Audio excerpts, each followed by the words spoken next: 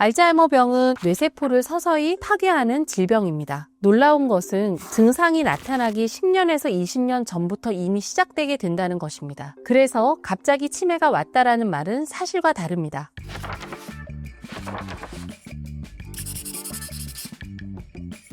안녕하세요. 한양대학교 신경과 김희진입니다. 여러분, 이 질문부터 한번 드려볼게요. 90세인데 기억력이 또렷하고 새로운 걸 배우는데 주저함이 없고요. 일상 판단력이 40대, 50대와 다르지 않다면 이분을 과연 노인이라고 우리가 부를 수 있을까요? 이런 분들을 우리는 슈퍼에이저라고 부릅니다. 나이는 많지만 뇌의 기능은 훨씬 젊은 사람들입니다. 중요한 사실은 슈퍼에이저는 아주 일부 특별한 사람들만의 이야기가 아니라는 점입니다. 이분들을 연구해보면요, 공통점이 있습니다. 유전자가 특별하지 않고 비싼 약을 먹지도 않았으며 오히려 생활 습관과 뇌 사용 방식이 일관되게 똑똑했다는 점입니다. 그래서 오늘은 느리게 나이 드는 기억력의 비밀, 그리고 우리가 일상에서 뇌를 어떻게 지켜야 하는지에 대해서 이야기해 보려고 합니다. 많은 분들이 이렇게 생각하세요. 아직 40, 50대인데요?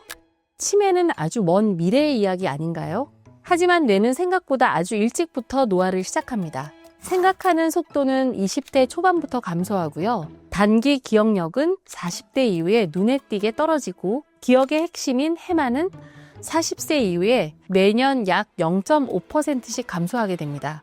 더 중요한 사실은 같은 나이라도 뇌의 나이는 완전히 다를 수 있다는 점입니다. MRI를 보면 겉보기에는 건강해 보이는 40, 50대에서도 이미 병적인 뇌 노화 소견이 보이는 경우가 있고요.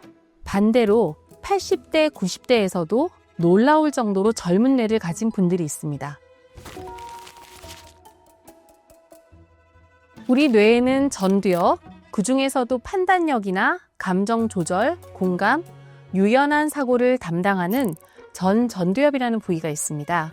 이 전두엽은 40대 후반에서부터 50대 이후까지 조금씩 부피와 연결성이 감소하기 시작을 합니다. 이게 무슨 의미일까요? 새로운 생각을 받아들이는 데 시간이 걸리고 익숙한 방식이 더 편해지고 내가 틀릴 수도 있다는 생각을 하기보다는 내가 겪어봤어라는 경험을 더 믿게 됩니다.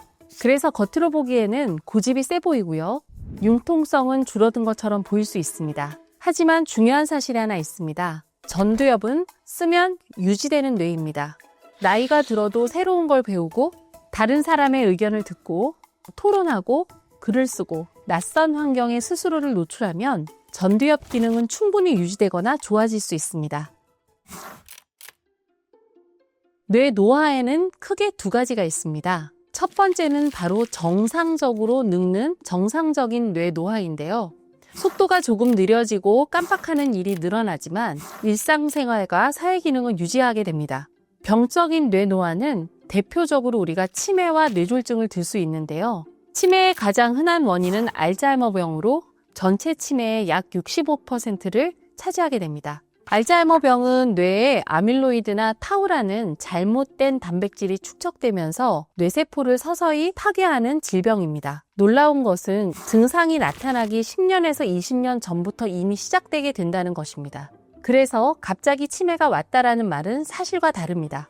또 하나 중요한 병적인 노화가 바로 뇌졸중입니다. 혈관이 막히면 뇌경색, 혈관이 터지면 뇌출혈이라고 우리가 부르게 되는데요. 뇌졸중의 특징은 갑자기 발생하고 한 번 손상되면 회복이 매우 어렵기 때문에 무엇보다도 예방이 중요합니다.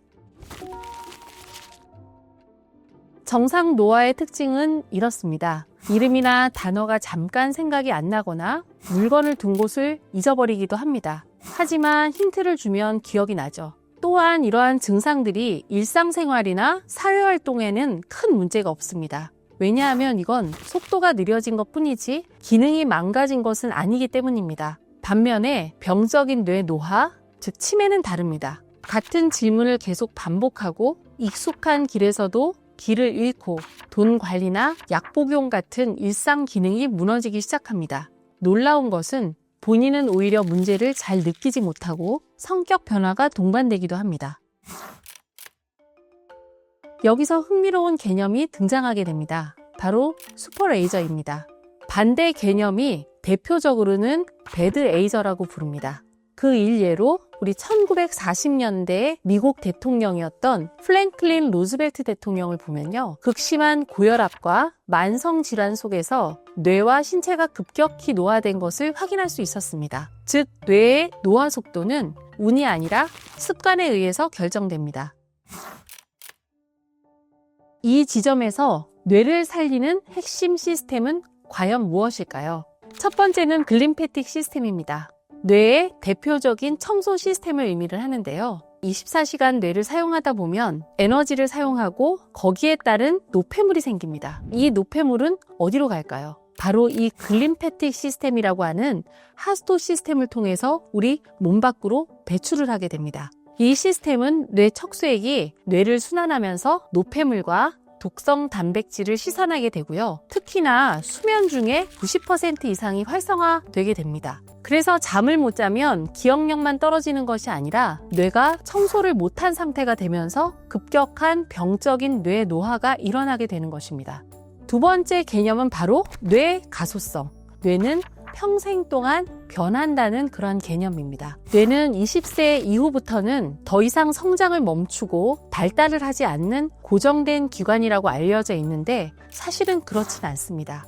우리가 무엇을 배우고 어떻게 움직이고 또 어떻게 생각하느냐에 따라서 평생 뇌 구조와 기능이 바뀌게 됩니다. 오늘부터 실천할 수 있는 뇌건강법에는 무엇이 있을까요? 첫 번째, 과식하지 않는다.